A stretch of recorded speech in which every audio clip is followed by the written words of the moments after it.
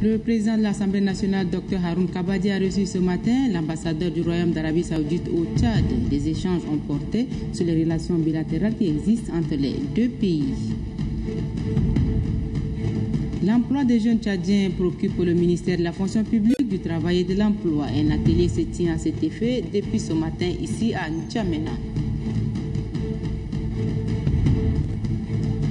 Plusieurs bœufs sont morts des suites d'une maladie d'origine inconnue dans le département de Dababa. Une délégation du ministère du Développement pastoral s'est rendue sur les lieux. Mesdames, Messieurs, bonsoir et ravi de vous retrouver pour ce journal de ce mercredi 17 juillet 2013 que nous ouvrons par ce message. Excellences et chers frères, l'événement du mois sacré de Ramadan m'offre l'agréable occasion de vous adresser au nom du peuple et du gouvernement saoudien et au mien propre nos sincères félicitations et nos fraternels souhaits de santé et de bonheur à vous, Excellences, au peuple tchadien, frères, et au gouvernement tchadien, le progrès et l'abondance. Que Dieu le Tout-Puissant accepte le jeûne de tout un chacun et rende de ce mois un mois de bien et de bénédiction pour toute la communauté musulmane. Votre frère, le serviteur des deux saintes mosquées, Abdullah Ben Abdulaziz Al Saoud, roi d'Arabie Saoudite. Un autre message, Excellences et chers frères, l'événement du mois sacré de Ramadan m'offre l'agréable occasion de vous adresser au nom du peuple et du gouvernement saoudien et au mien propre nos sincères félicitations et nos fraternels souhaits de santé et de bonheur à vous, Excellences, et au peuple frère tchadien et au gouvernement tchadien, le progrès et l'abondance. Que Dieu, le Tout-Puissant, nous aide à jeûner et à faire la prière nocturne et nous faire revivre dans toutes ces belles occasions et que la communauté musulmane puisse réaliser tout ce qu'elle aspire, grandeur, dignité et progrès. Votre frère Salman bin Abdulaziz Al Saoud, prince héritier, vice-président du Conseil des ministres et ministre de la Défense. Dans l'actualité ce soir, le président de l'Assemblée nationale, Dr Haroun Kabadi, a reçu ce matin l'ambassadeur du Royaume d'Arabie Saoudite au Tchad. Les deux personnalités ont échangé autour des sujets relatifs à la politique et à l'économie. Marale Joséphine. Cette visite de travail de l'ambassadeur du Royaume d'Arabie Saoudite, Faisal bin Mouslat Al-Mindil, au président de l'Assemblée nationale, Haroun Kabadi, s'inscrit dans le cadre de la coopération bilatérale entre son pays et le Tchad. Ces deux personnalités ont abordé diverses questions, notamment la consolidation de la relation entre les deux pays frères, le développement des secteurs d'activité et l'investissement. Pour marquer cette amitié, le chef de la diplomatie saoudienne a remis un cadeau symbolique au président de l'Assemblée nationale, Haroun Kabadi. Faisal bin Mouslat Al-Mindil se félicite des efforts fournis par le gouvernement en matière de la croissance économique et dans le domaine de la santé. Pour un meilleur échange, le diplomate promet inviter le président de l'Assemblée nationale, Haroun Kabadi, au Royaume d'Arabie Saoudite. Le ministre de la fonction publique, Abdoulaye Abakar, a présidé ce matin un atelier de présentation et de consolidation du projet d'appui à la promotion de l'emploi des jeunes ou du Tchad. Les travaux se déroulent au CEFO. Digbo Iber rapporte. La question de l'emploi se pose avec acuité ces dernières années au Tchad. Selon les données de l'INSEED en 2010, la population active en âge de travailler représente plus de 46%. Autant les jeunes se préoccupent du chômage qui gangrène la société, autant les autorités cherchent les voies et moyens pour remédier à cette situation. C'est ainsi que le ministère des tutelles s'offre l'expertise du Bureau international du travail pour mouvoir les jeunes. L'objectif est de parvenir à la maîtrise de la problématique de la question de l'emploi liée à la démographie. Faire du Tchad d'ici 2025 un pays à revenus intermédiaires porté par des sources de croissance diversifiées et durables, créatrices de valeur ajoutée et d'emploi, assurer une politique de rattrapage social permettant à chaque citoyen un accès adéquat aux services sociaux de base, à un logement décent et à une offre adéquate de formation.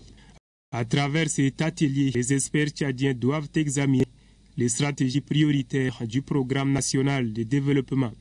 Pour le ministre de la fonction publique et de l'emploi, la réponse au chômage est l'un des objectifs que le Tchad s'est fixé pour un pays émergent à l'horizon 2025.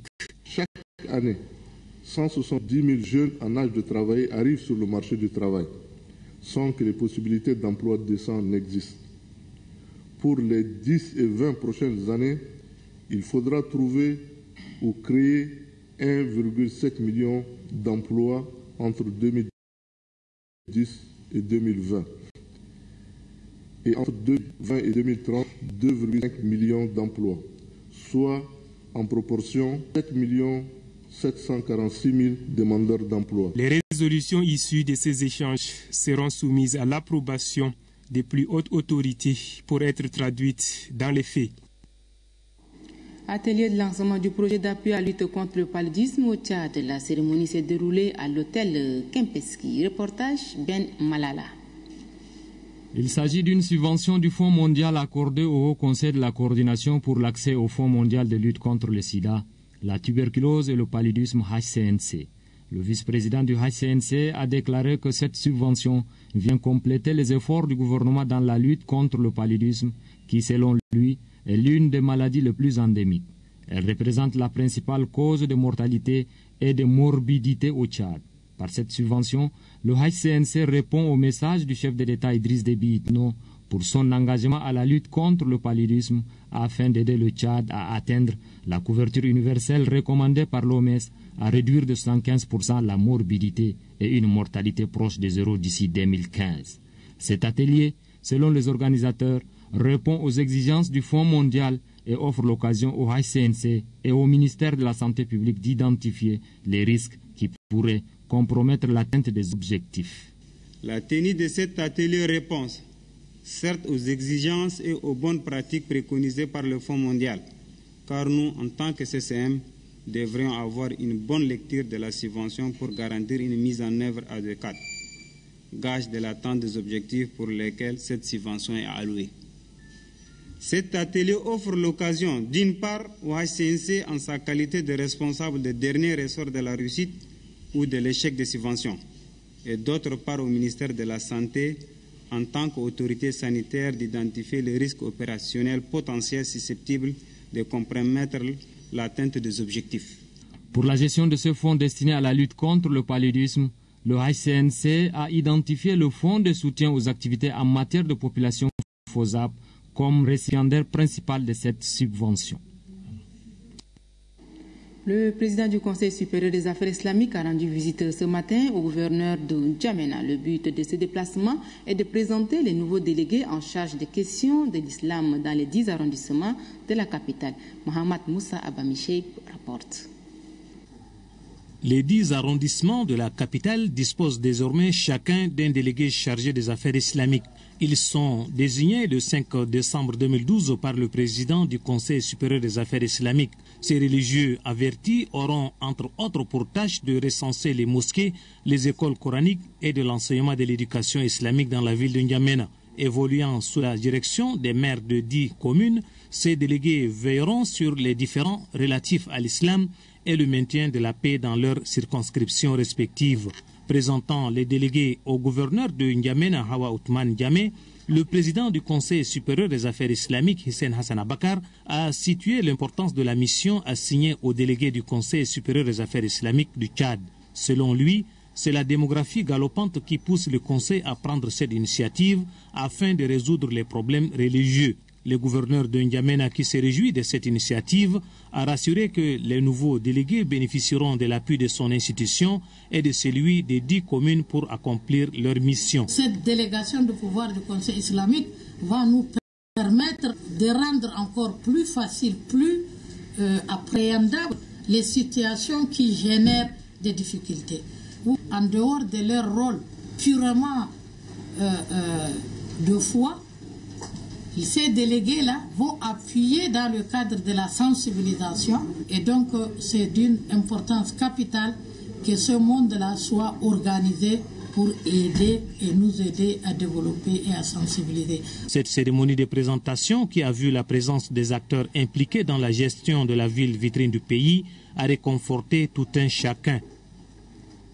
La teneur de ce communiqué, le parti Alliance du Peuple pour la République, APR, apprécie et encourage le Premier ministre, chef du gouvernement, M. Joseph Djimranga Dadnadi, dans sa volonté de traquer et punir les voleurs de la République. Les responsables de l'APR espèrent que cette décision salutaire et courageuse ne tombe pas encore dans les oubliettes comme par le passé. Le communiqué est signé du secrétaire général adjoint Ala Ramadi Alain. Et puis les partis politiques de la majorité présidentielle, à savoir le PNDT, RDC-PT, MSDT, PDDL, ANP et le PNGT, décident de la mise sur pied d'une coordination dénommée Coordination des partis politiques pour la défense républicaine, en abrégé CPDR. Le bureau se compose comme suit. Porte-parole Zurumba Nangmugulku Haram. Porte-parole adjoint Madame Fatime Naguid Mbomi. Rapporteur général Palay Serabe Yerima. Rapporteur adjoint Mbaiteo Makas Mbaye. Trésorière Madame Doudje Koumatou Ne Iljima. Le rapporteur général Palay Serabe Yerima. Je le disais en titre, une maladie d'origine inconnue a fait des ravages dans le département de Dababa il y a quelques jours. Ce sont des bovins qui sont la cible de cette maladie. Voici les précisions avec Innocent Kilayo. Les conséquences causées par cette épidémie qui a ravagé les troupeaux dans le département de Dababa sont énormes. On parle de plus d'une centaine de bovins qui ont perdu la vie lors du passage de cette maladie. Saisie par cette mauvaise nouvelle, une délégation du ministère du Développement pastoral et des productions animales s'est rendue sur les lieux.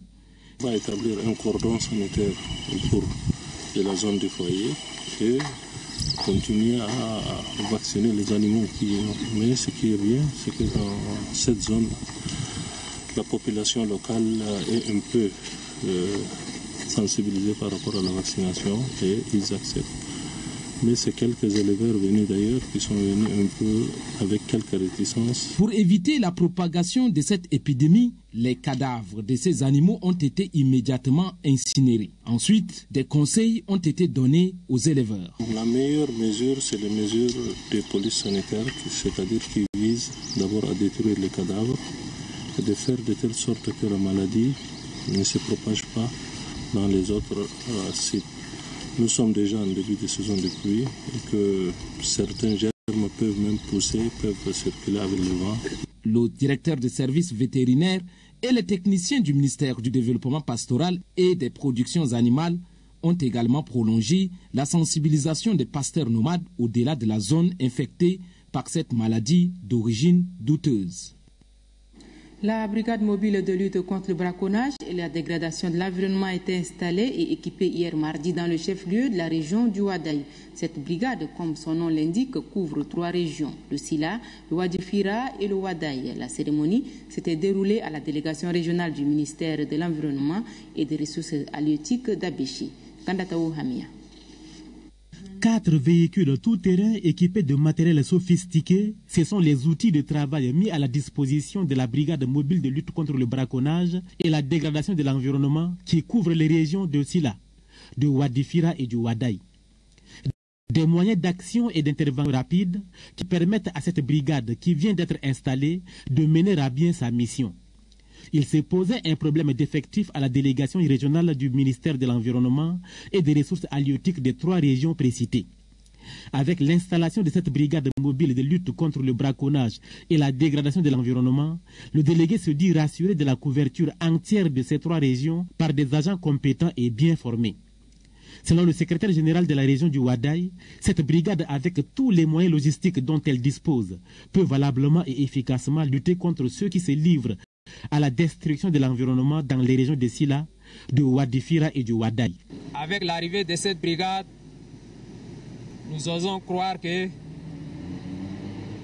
l'équilibre végétatif sera rétabli. Rien n'est comme avant. Tous ceux qui se laisseront tenter par les phénomènes de coupe abusive du bois doivent s'arrêter. Et la brigade mobile doit prendre toutes ses responsabilités pour rétablir l'ordre. À la différence des régions du Mayo-Kébi Est et Ouest et du Chari-Bagrimi, les régions du Wadaï, de Sila et du Wadifira ne sont pas confrontées au phénomène de braconnage, mais plutôt aux coupes abusives et périodiques de bois verts.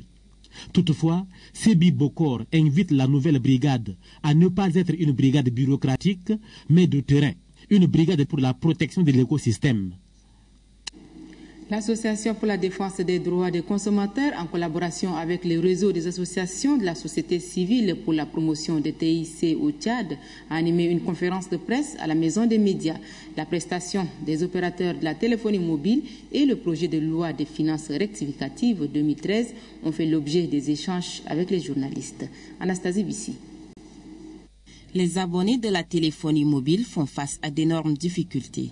Il s'agit entre autres de la mauvaise qualité du réseau, des prélèvements de différentes taxes journalières et bien d'autres.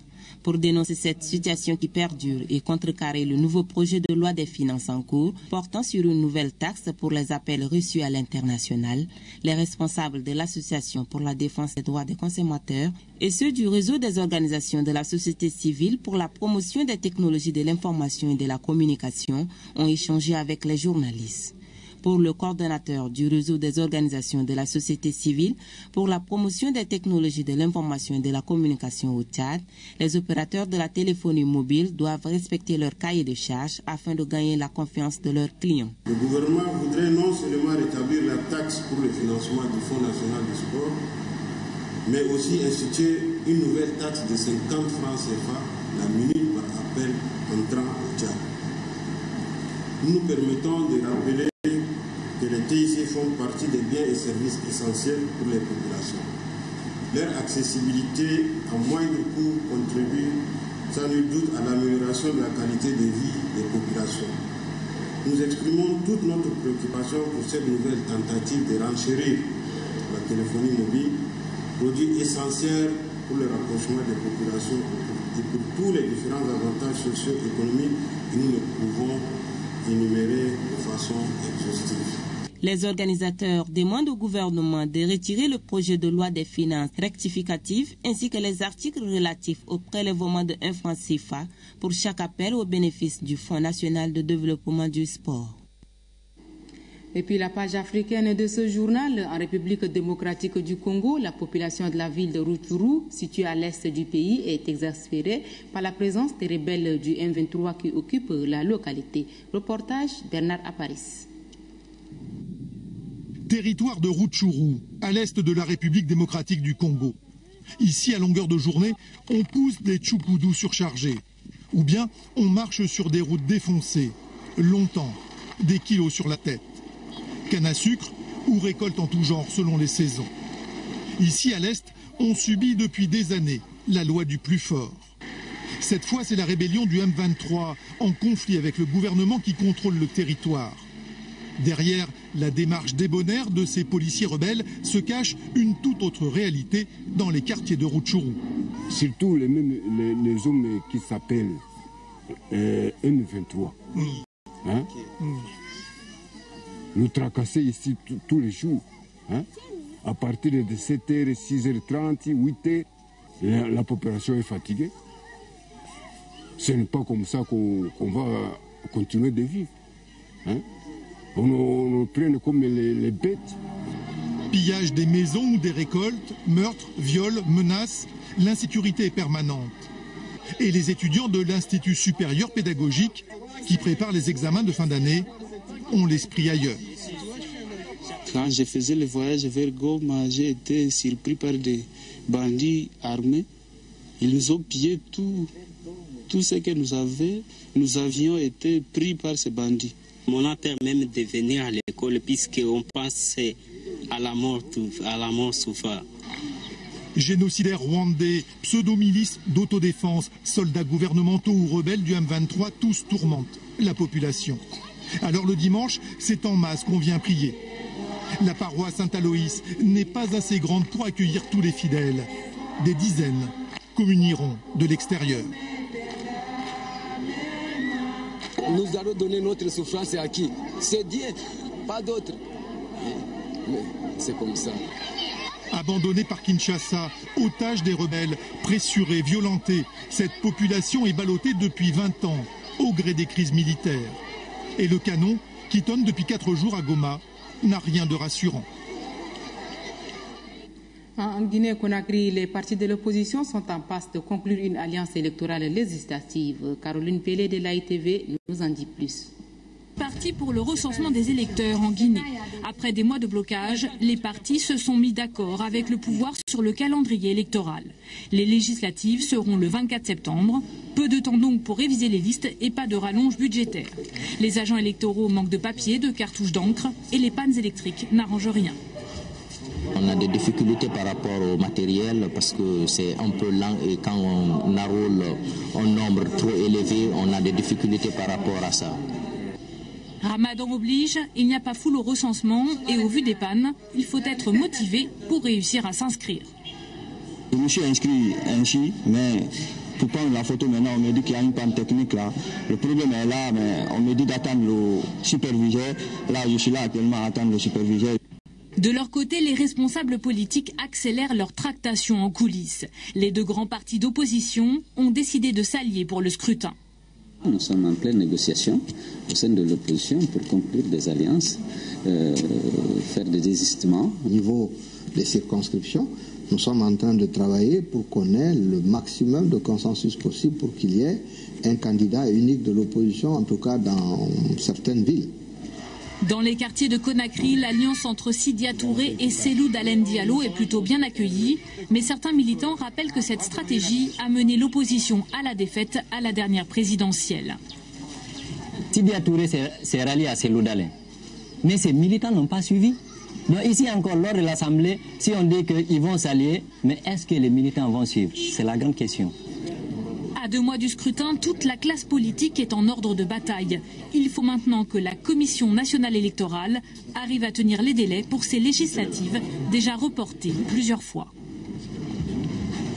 Au Burkina Faso, les journalistes des médias publics sont dans les rues. Ils dénoncent la censure que leur imposent les responsables en charge de la communication. Sophie Pierre, ITV.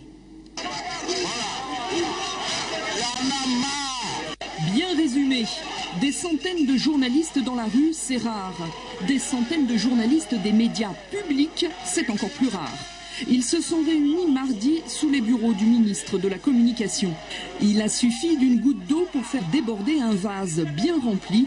Leur ministère de tutelle serait intervenu pour tronçonner un reportage de la télévision nationale sur une marche de l'opposition, inadmissible pour le syndicat des journalistes.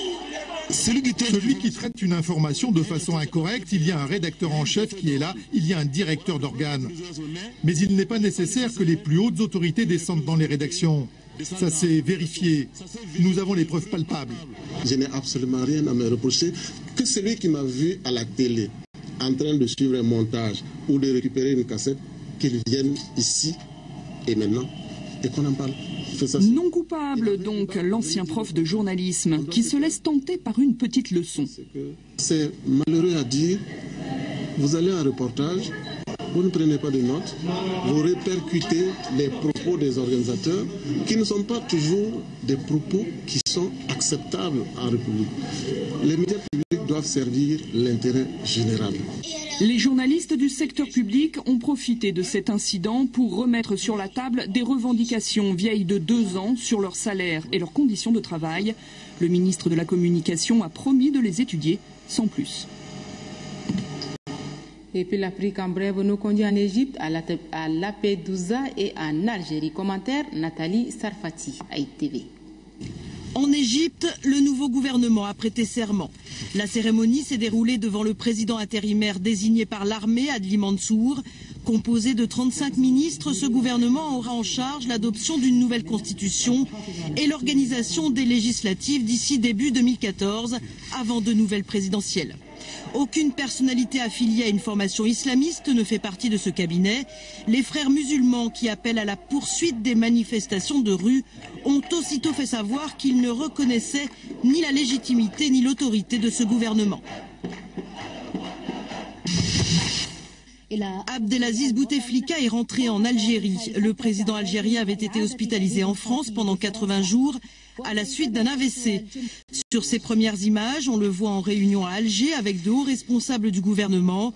À moins d'une aggravation de son état de santé, le président Bouteflika devrait aller jusqu'au terme de son mandat en avril 2014. En revanche, il ne semble plus être question qu'il rempile pour un 4e exercice. La succession est donc ouverte. 3 navires de migrants ont été interpellés au large des côtes de Sicile en Italie. Au total, ce sont plus de 350 hommes et femmes d'origine égyptienne et érythréenne qui ont été récupérés par les autorités italiennes et emmenés vers l'île de Lampedusa. Selon l'ONU, plus de 8000 migrants ont débarqué sur les côtes italiennes depuis le début de l'année, en majorité à partir de l'Afrique du Nord. Et c'est avec ces reportages de notre consoeur Nathalie Sarfati de l'AITV que nous bouclons ce journal. Merci d'avoir été des nôtres.